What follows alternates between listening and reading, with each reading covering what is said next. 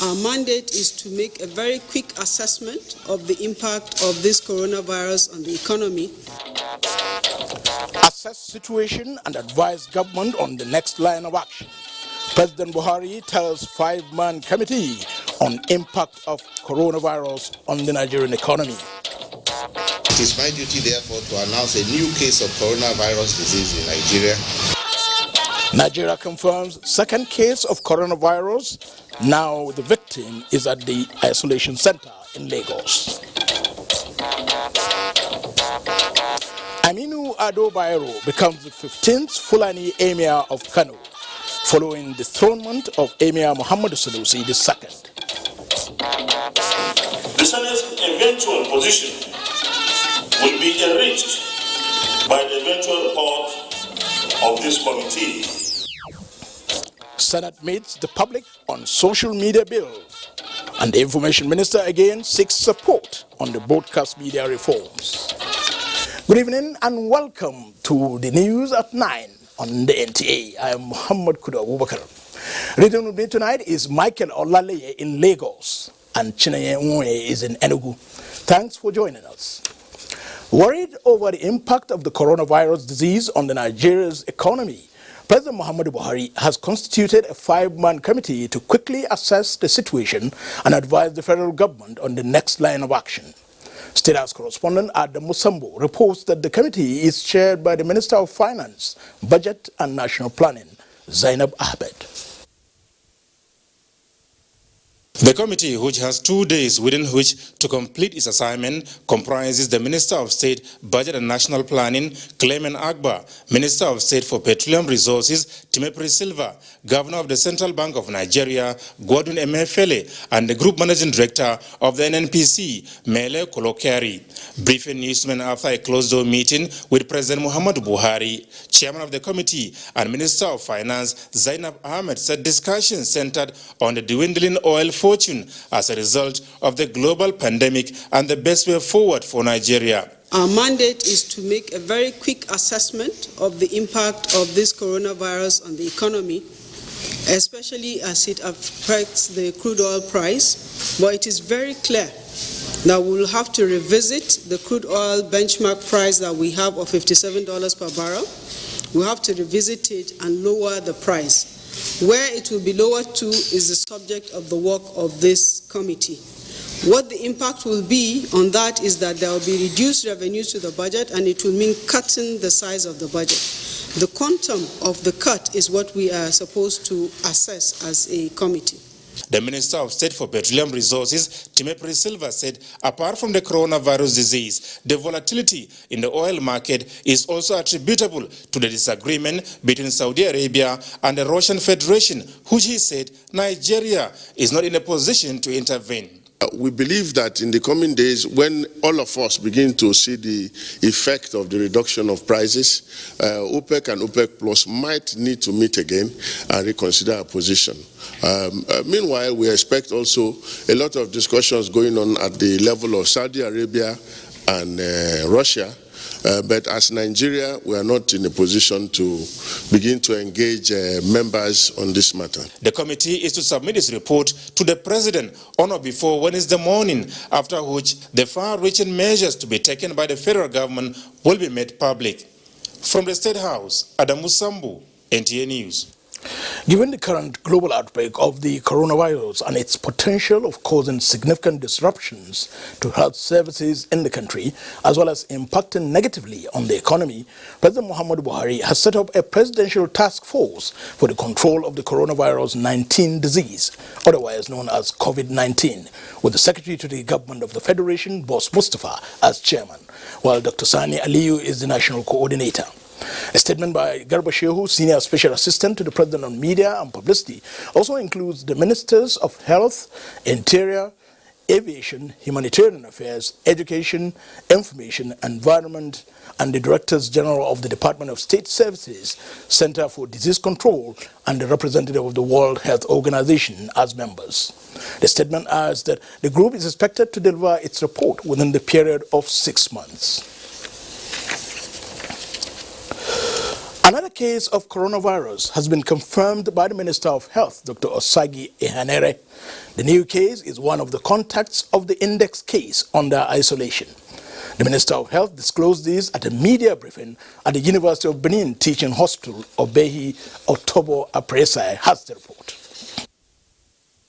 The minister says although the 60 persons under isolation in Lagos and Ogun states have remained free of the COVID-19 symptoms, the Federal Ministry of Health, in line with best practices, tested all those in isolation, and coronavirus was detected in one of them. It is my duty, therefore, to announce a new case of coronavirus disease in Nigeria, and the newly confirmed case is an Ogun State contact of the index case, but it has no significant clinical symptoms. This brings the number of confirmed COVID-19 cases in Nigeria today. The newly confirmed case in Nigeria is not a new importation, but a contact of the index case who has since been in isolation and was under clinical follow-up. He presently still does not have any clinical symptoms and is comfortable, and he is being sent to the infectious disease hospital in Lagos. The minister also disclosed that a group of Nigerian scientists has been able to match the strain of the virus from the index case in Nigeria with the virus circulating in Italy and Wuhan, China. It is the first time this sequencing of this virus has been performed in Africa. The result has been shared with international authorities, and the Director General of the World Health Organization has extended congratulations to Nigerian scientists for this achievement. Immediately after the briefing, the minister inspected and inaugurated some projects in the hospital. In Benin, Obehi Otobo Apresai, NTA News. The second coronavirus patient will begin treatment at the Infectious Disease Hospital, Yaba, Lagos. This follows his transfer from the isolation center in Iwekoro, Ogun State. Lagos State Commissioner for Health, Professor Akin Abayomi, disclosed this during the daily media briefing on the coronavirus update in the state. Joy Ken Agbakoya has details.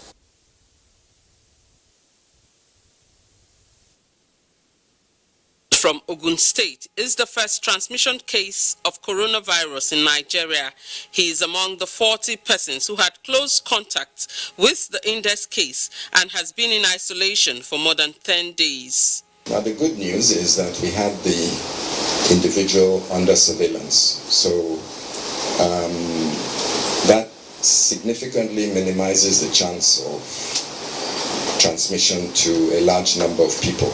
I, in consultation with Mr. Governor, agreed that we will receive this second patient at our Yaba facility, where we have the appropriate infrastructure, and we have the appropriate trained staff, and we have all the necessary equipment to manage dangerous infections. Giving an update on the Italian index case, Professor Abayomi says he is in a stable condition but still secreting the virus. The commissioner says the search for 2 male individuals who arrived in Nigeria with the index case is on. He is appealing to them to come forward to get tested to be sure they are coronavirus free. In Lagos, Joy Ken Agbakoya, NTA News.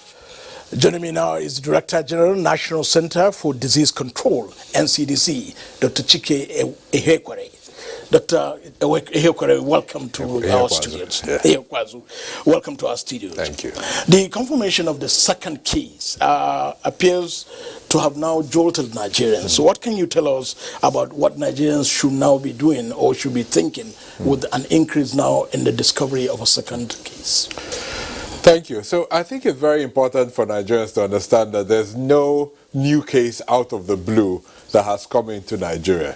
What has happened is, with every case, the government strategy is one we call contact tracing. One of our key strategies in controlling an outbreak is identifying all the contacts of the index case, listing them, following them up every day, and in some instances testing them to see if the transmission has happened. So this individual was actually one of the contacts of the index case, and we followed up clinically. Initially, at some point, we decided it was appropriate to test the contacts just to be sure. And we were surprised to find one of the contacts had we confirmed this virus in one of the contacts. The individual himself is asymptomatic. He doesn't have symptoms, which is not unusual with this particular new virus, because we know that people are still able to transmit even when they don't have symptoms. So in a way, this is not a surprise. It's part of the response. It's actually an indication that our public health response is working, and we're able to pick up these cases before they go back into the community. Because the danger is, if we didn't find him, discharged him, he went back into the community and transmitted. So this is actually a sign of success, not a sign of failure. So can you tell us about the condition of the index case now? And of course, the second person that tested positive to the virus. So the index case is doing very well. He's recovering. Like we said, he always had mild symptoms. In fact, he didn't have respiratory symptoms by the time he was admitted. That escalated while he was there. Now he's recovering nicely, and we're looking forward to a full recovery. And like I said, the new case is actually much better, actually doesn't have symptoms at all. So either he's one of those we call the asymptomatics, or he might develop mild symptoms. So he's being observed now. They're both in the hospital in Lagos. They're being well looked after by our colleagues. In fact, they're getting the best care possible. I know it's difficult for people to be in a hospital environment, but the Lagos state government is really working very hard to make sure they're comfortable where they are. We are told you just came out of the 14-day stipulated period for self-isolation, having come back from China. And what can you tell us of what you went through, and what will you advise Nigerians who happen to find themselves in a similar situation like yours to do? Yeah, so my situation was a bit unique. You know, I wasn't in China for commercial or business purposes. I was actually privileged to be one of a high-level delegation by the leader of the World Health Organization to go and understand the response that happened in China and use that to advise the rest of the world, advise WHO, and advise our own government. So that was done fairly successfully. We've learned a lot from the response in China. You will see that the cases in China are rapidly declining. So they must have done something right. That is the evidence the rest of the world is now using.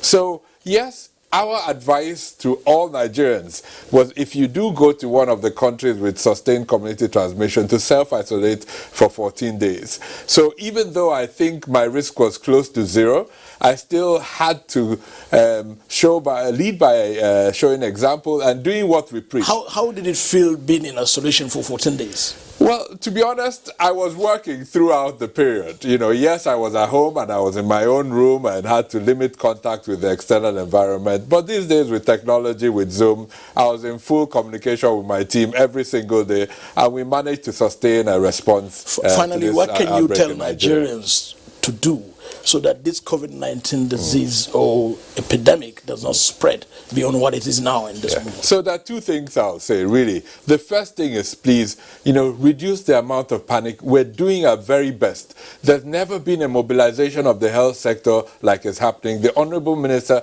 himself is leading the response, and we're all fully mobilized to do this. The other thing is, there's no better moment to do some of the things we should be doing every day. Wash our hands carefully, carry out hand hygiene, do what we call respiratory etiquette. So when you blow your nose or you sneeze, use a tissue, throw it away. If you don't have a tissue, go into your elbows and just make sure there's a certain level of respectable social distancing with the people around you. Dr. Ehekwazu, Director General, National Center for Disease Control, thank you so much for your time. With a sustained effort to stop the spread of COVID-19 virus in the country, correspondent Doyin Dia has this update on how the various state governments are responding to the epidemic. From Lafia, Nasarawa State's capital, correspondent Grace Akwe Gotip reports that Nasarawa State government has dedicated 2 centers in Kefi and Lafia, while other measures of equipping primary health care centers up to the tertiary level is receiving attention to check coronavirus outbreak.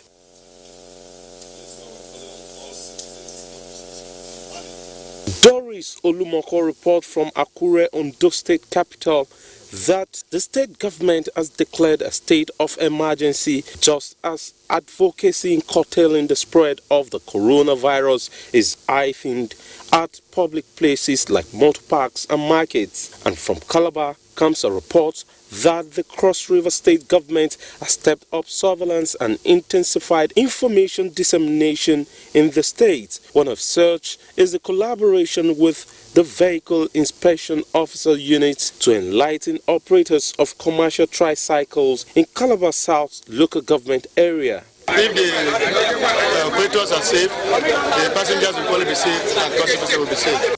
Similarly, the Jigawa state government has taken its sensitization campaign to schools while concluding plans to also reach border communities in the state to educate the public on preventive measures to take against COVID-19 and other contagious diseases. Just to continue this sensitization through the media, using radio, platform, television like we're doing now. Considering the geographical location of Katsina State as one of the major gateway to the Republic of Niger, the state government has embarked on sensitization of its people, particularly the border communities, guide against the spread of the COVID-19 virus in Katsina State. I'm calling on all good people of Katsina State to maintain high level of personal and environmental hygiene. From Benue State also comes the report that the state government has directed the Emergency Response Committee on Coronavirus to step up surveillance in rural areas to avoid leaving any part of the state uncovered. Ijoma Ugweke from Port Harcourt, the River State capital, reports that buyers are raising concerns over the inflation of prices of imported goods as the fear of traveling to countries affected by coronavirus heightened. There's a strong synergy between us in the airport and River State government to ensure quick intervention. In Abuja, doing Dia, NT News. We'll now pause for some messages. The news continues after this timeout. Stay tuned. Welcome back. Governor Abdullahi Umar Ganduje has approved the appointment of Aminu Ado Bayero as the new emir of Kano. This followed his nomination by a 4-member Kingmakers Committee of the Kano Emirate Council.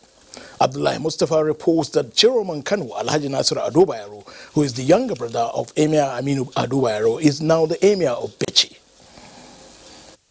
I have been directed by His Excellency, the Executive Governor of Kano State, Dr. Abdullahi Umar Ganduje, OFR, based on the powers conferred on him by the provision of Section 11, Subsection 1 of the Kano State Emirate Council Law 2019, that is equivalent to Hijrah 1441, to announce the appointment of Alhaji Amina Ado Bayero, the former emir of Bichi Emirate, as the new emir of Kano. 60-year-old Amina Ado Bayero is the second son of late 13th Fulani ruler of Kano, Alhaji Ado Bayero.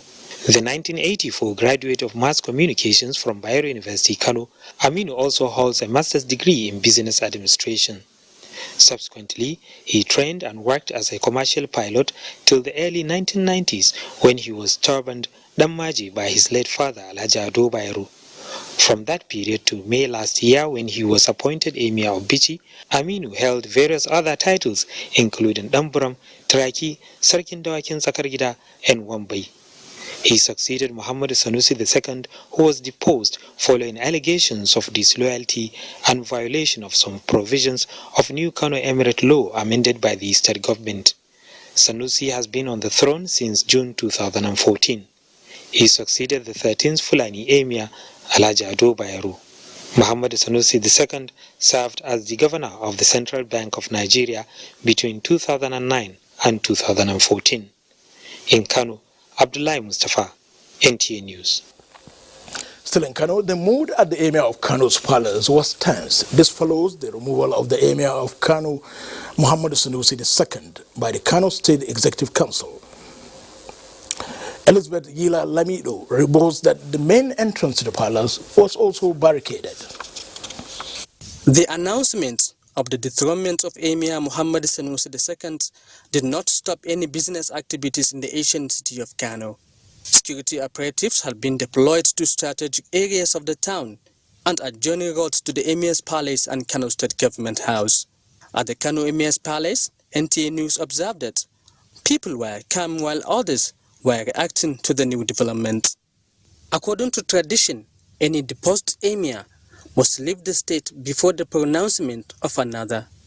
And so was the case of Muhammad Sanusi II, who has been banished to Nasarawa state. His grandfather, Sir Muhammad Sanusi I, was ruled Kano between 1954 to 1963, was also banished to Azare in Bauchi state 57 years ago. Lawal Sallau Inua, NTA News. That was Lawal Sallau Inua, not Elizabeth Yila Lamido. Information and Culture Minister Lai Mohammed has again called on members of the Electronic Media Content Owners Association of Nigeria, MCOAN, to support the ongoing reforms in the broadcast industry in Nigeria. The minister made the call at a meeting with members in Lagos. Anthony Forson reports.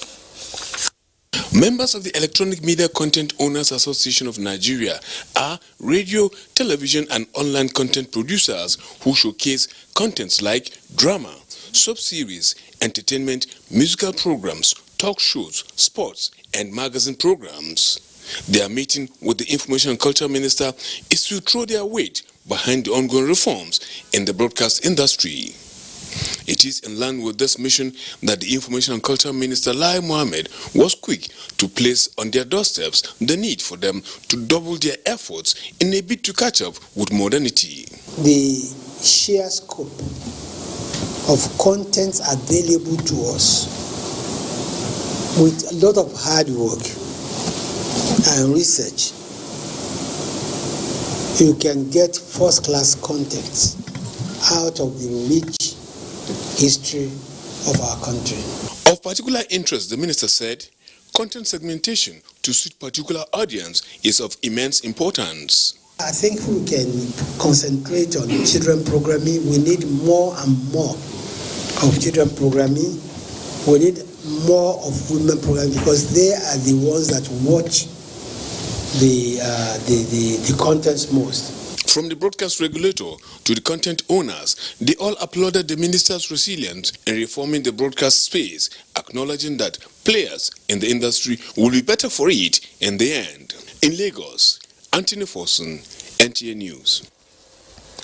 The Protection from Internet Falsehood and Manipulations Bill introduced by the 9th Senate in 2019 has continued to receive disquiet from across many persons across the country. This further resonated at the public hearing on the bill convened by the Senate Committee on Judiciary, Human Rights and Legal Matters.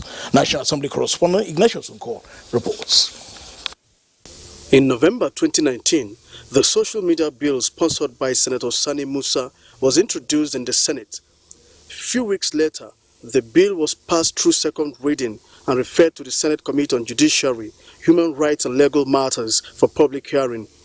Since then, the bill has been in the eye of the storm, but the Senate promised of providing a forum where members of the public would make their positions known. Indeed, at this Senate conference room, the bill was thrown up for input from civil society organizations, ministries, departments and agencies of government, members of the diplomatic corps, security agencies and media organizations, including the Nigerian Television Authority.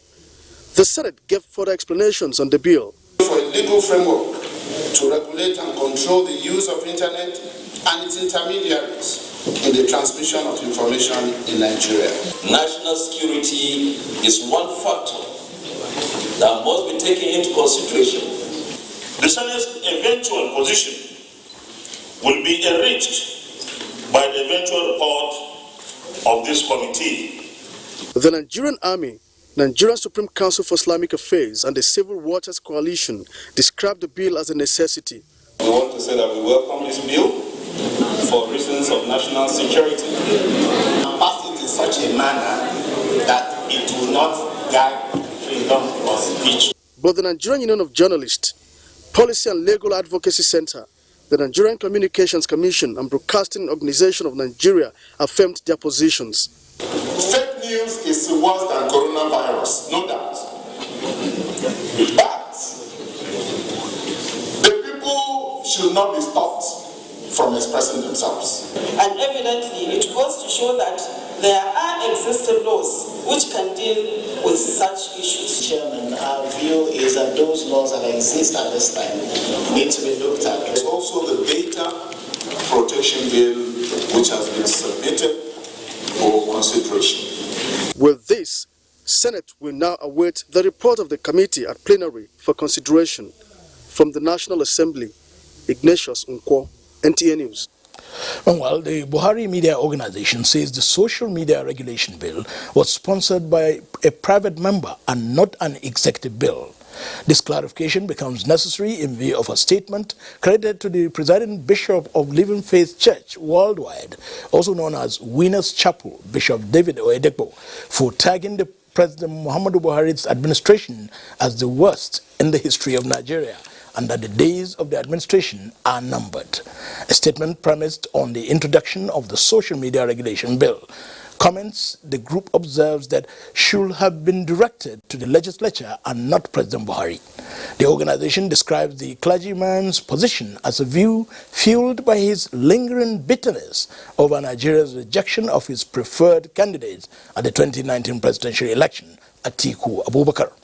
A statement by its chairman, Niyi Akinsuju, says BMO regrets the partisan role of the clergy who ordinarily should be playing fatherly and advisory roles.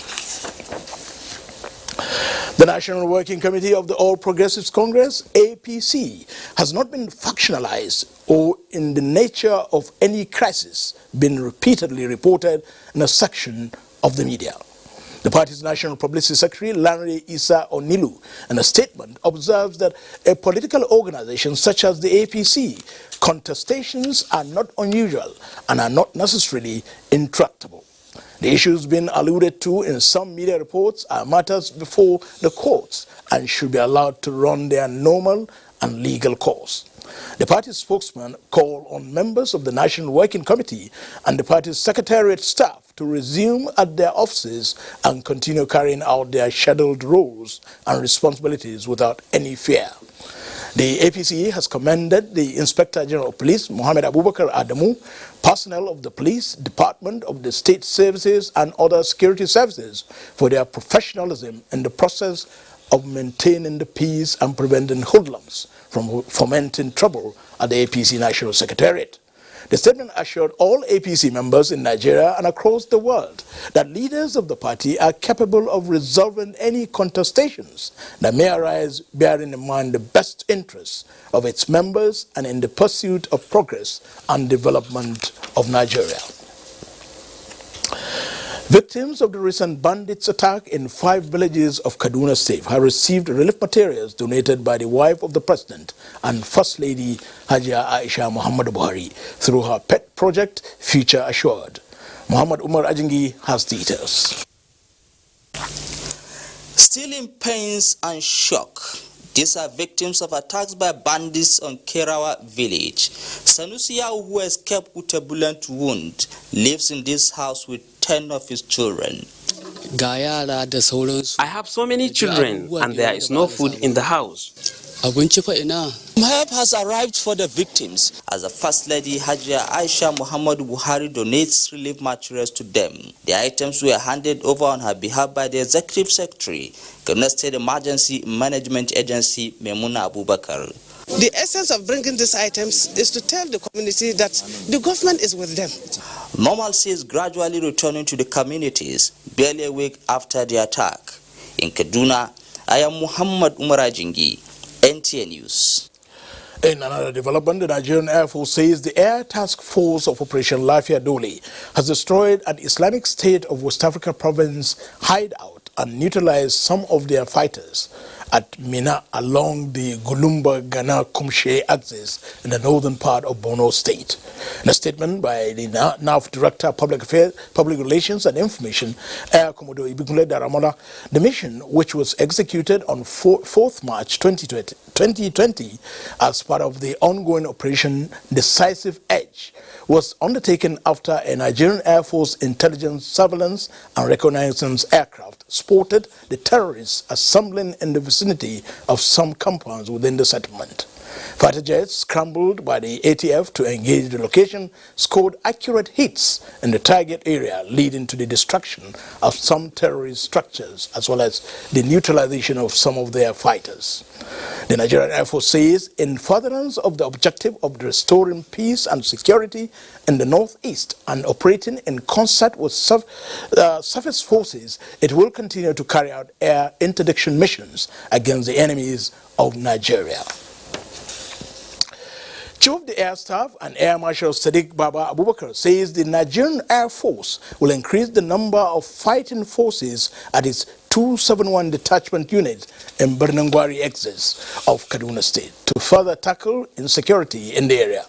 The Chief of the Air Staff stated this during the inauguration of 20x1 accommodation facility for air personnel deployed to the unit. Suleiman Abdullahi Regakuchikon has the report. So we are very grateful to Chief of Air Staff for his efforts. We know that you are doing your best. We know you are one of the best we have in this country, and we shall continue to pray for you. A testimony of the result of effort and commitment of the Chief of the Air Staff, Air Marshal Sadiq Baba Abubakar, who was in Bernangwari to inaugurate additional social amenities for the fighting forces deployed to the area. 271 detachment is one of the 13 units provided by the Air Force in the last 4 years. The construction of the 20 flats of one block of 20 rooms by works personnel of the force, Chief of the Air Staff Air Marshal Sadiq Baba Abubakar says, will facilitate deployment of more troops and equipment to fight banditry in the area and neighboring communities.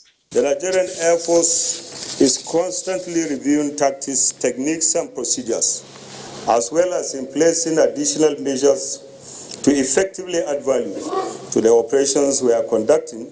For the people, it is a sign of new things to happen as they look forward to a robust strategy to tackling banditry, kidnapping and other crimes in the axis. In Kaduna, I am Suleiman Abdullahi Rigachiko, NTA News. To the judiciary now, the Court of Appeal Abuja Division has requested that the Federal Capital Territory High Court remit the original case file in relation to the appeal filed by the senator representing Anambra South, Ifeanyi Uba of the Young Progressive Party to the Court of Appeal within 48 hours. Justice Steve Ada of the Court of Appeal gave the order Monday while hearing preliminary application on the motion filed by Ifeanyi Uba appealing the 11th of April 2019 judgment of the lower court which sacks him from the Senate. Vera Chinuba has more. The order requesting the FCT High Court to bring to the Court of Appeal the original court file on the 11th of April 2019 judgment of the court became necessary following some irregularities, misrepresentation of facts, and the signing of complementary record of appeal instead of the original.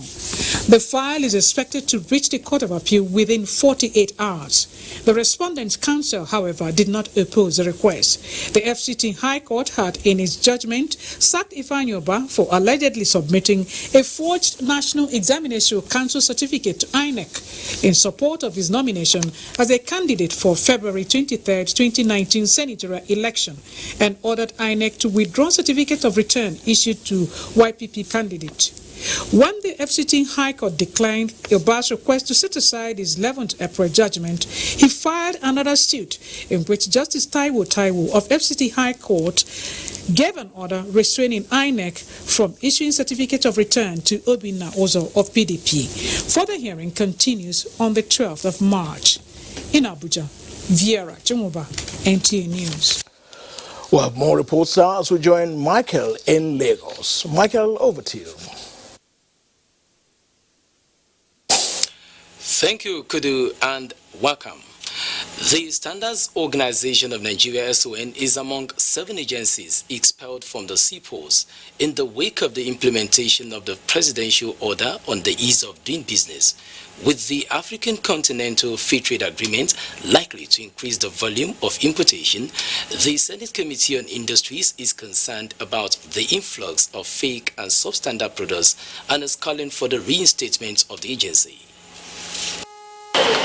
Nigeria loses 15 trillion naira to fake and substandard products annually and is ranked one of the world's highest markets for the importation of uncertified goods.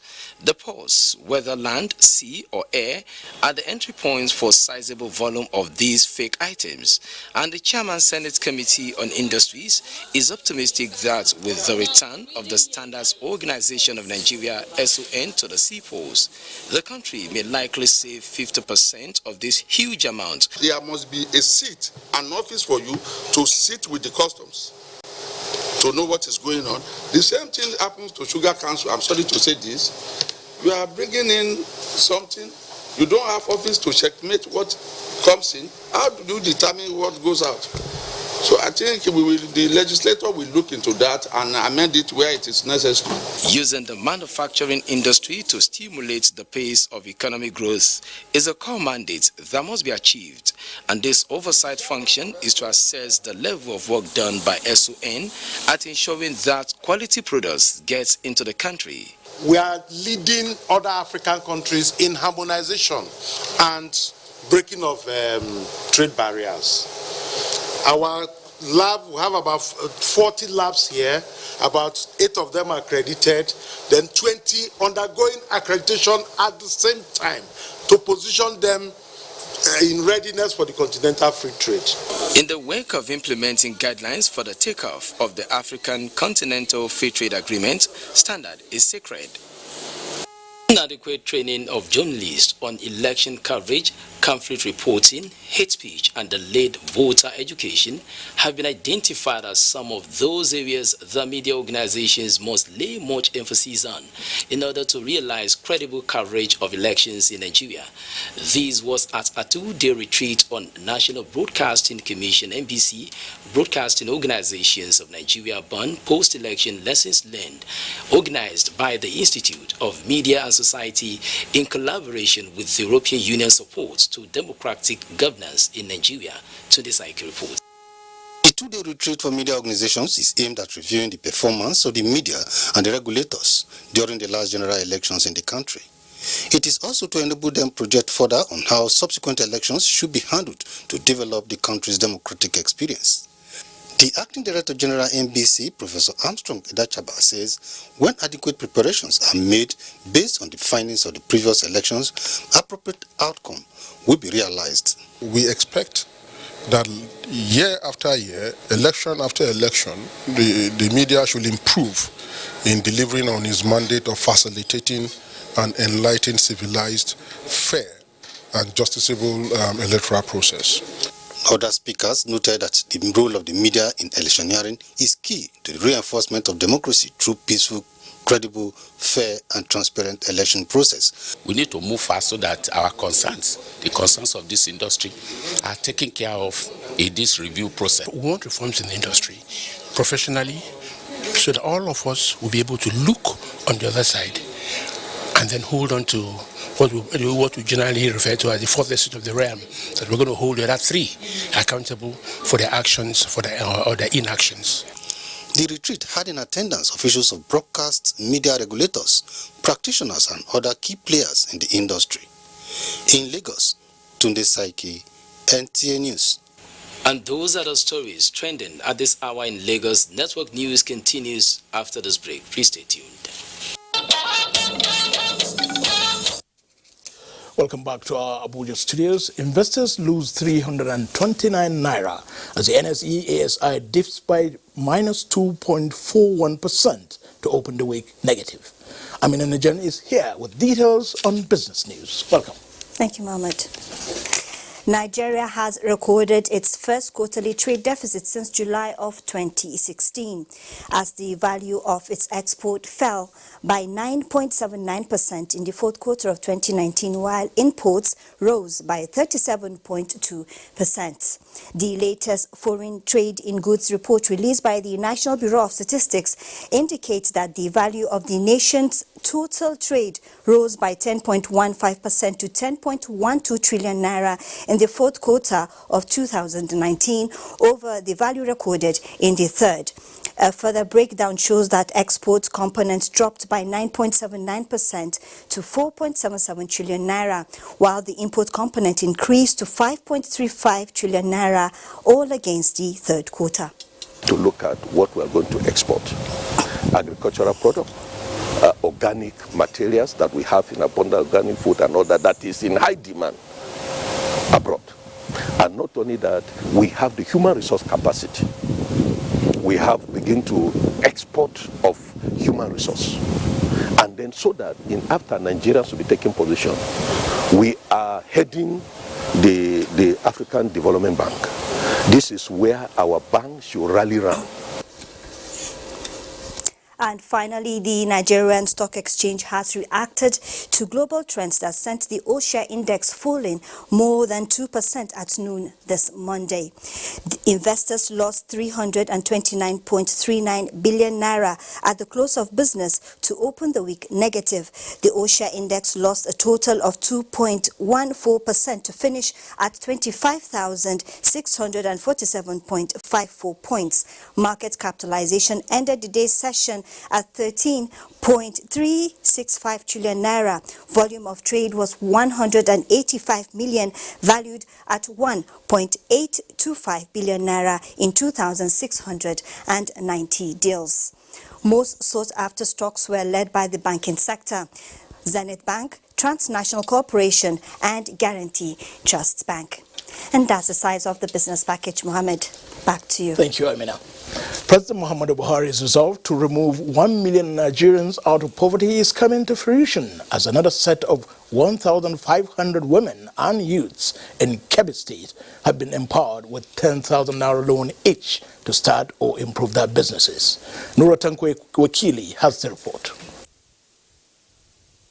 Hawa Galadima, Hadiza Bala, and Aisha Bello Jafeji are among thousands of women in Kebbi State whose small beginning is expected to be translated into prosperity after accessing the microloan of 10,000 naira payable in 3 years with a 2-month maturity period. And the payment rate is just 233 naira. We are not taking this money from Kebbi State or any Emirate. By the time we give this 1,500, if they start paying, we not out other beneficiaries, so it has a multiplier effect. This loan is coming at no better time than now, when Argungu town in Kebbi State will be playing host to thousands of visitors for the Argungu International Fishing and Cultural Festival, as the beneficiaries are presented with another opportunity to explore their enterprise. My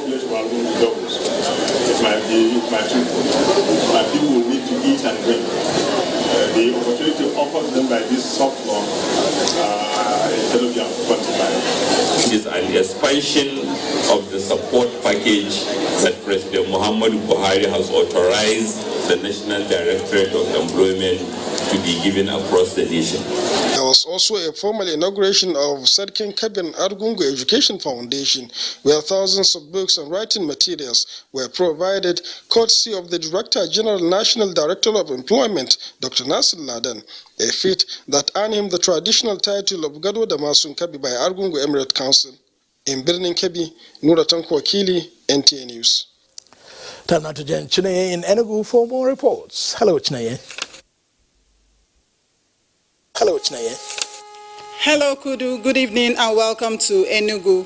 Equipping the nation's youth with practical skills is a sure path to national growth and development. The Managing Director, Scientific Equipment Development Institute, SEDI, Akuke, Enugu State, Professor Samuel Ndubisi, stated this during the closing ceremony of skills acquisition training for 46 youths at the institute. Chika Ugu has the report.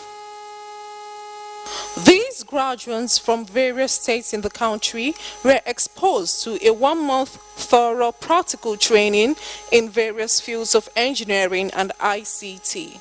Applauding the federal government for its tremendous support to the institute, the managing director said he noted that the institute has continued to train youths from all states in the country to be equipped with practical knowledge to make them useful to themselves and the country at large. The idea of this training is nothing else other than to bridge the gap between the classwork theories which we normally receive and the real-life engineering practice. Mr. President Muhammadu Buhari, for his initiative to train the youths of this country in skills that will equip them to be more deployable. Beneficiaries of the program believe that the knowledge acquired will go a long way to improving their lives. For all the 5 years that I've been calculating in school, I thought it's all about the theory. I had a practical knowledge. I thought I had practical knowledge. Amazingly, coming to this place, my instructors, let me just put it this way, they emptied themselves into us. The graduates were presented with certificates and empowerment toolkits. In Enugu, Chika Ugu, NTA News. And that is it from Enugu. Network News continues with Kudu in Abuja after this commercial break. Please stay. On Tuesday Live this week, the National Directorate of Employment, NDE, and Job Creation in Nigeria. The white-collar job is not there. You know, degree or no degree, you use your brain, you use your hands so that you can have something doing, so that you can earn a living. Tune in Tuesday Live at 10:30 p.m. with those who should know, profiling best practices. Don't miss it. Up ahead is development from the world of sports.